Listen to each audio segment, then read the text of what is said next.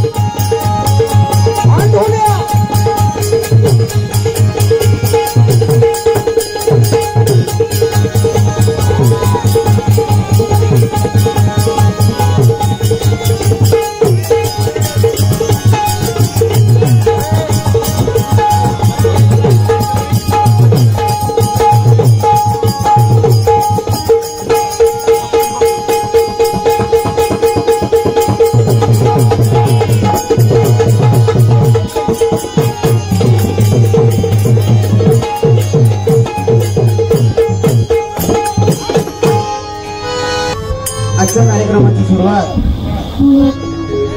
गावकऱ्यांच्या विनंतीला मान देऊन असणार ग्रामदैवत सावळ सिद्ध सांगली जशी नाट्य पंढरी आहे तशी ही तमाशा पंढरी म्हणून ओळखलं जातं ते म्हणजे आपलं गाव सावळ. म्हणून त्या तमाशा परंपरेला संगीत विशारद संगीत रत्न कला सम्राट दत्ता माळी यांच्या काव्य वाङ्मयाला वंदन करून त्यांना वंदन करून पारंपरिक गणगवळण आणि मग शाहिरी गणाने सुरुवात करत आहोत. चला तर ऐकूया पारंपरिक गणगवळण. आपल्याला तमाशामध्ये दहा पालखी हा कला प्रकार ऐकायला आता मिळतच नाही, कारण की दहा पालखी वाजवणारेच आजकाल आपल्याला दुर्मिळ झालेले आहेत. त्यामुळे दहा पालखी ही पुढच्या युवकाला कळली पाहिजे, सर्व रसिक जणांना कळली पाहिजे या अपेक्षाने मी आपल्यासमोर दहा पालखी सादर करत आहे. चला तर ऐकूया पारंपरिक वादातील थाप आणि ढोलकीचा साज.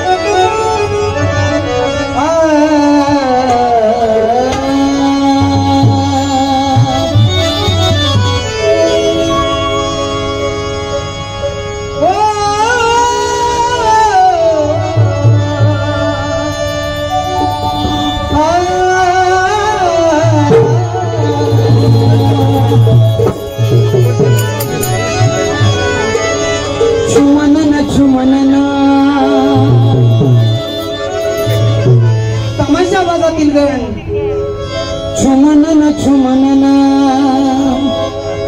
रूपाया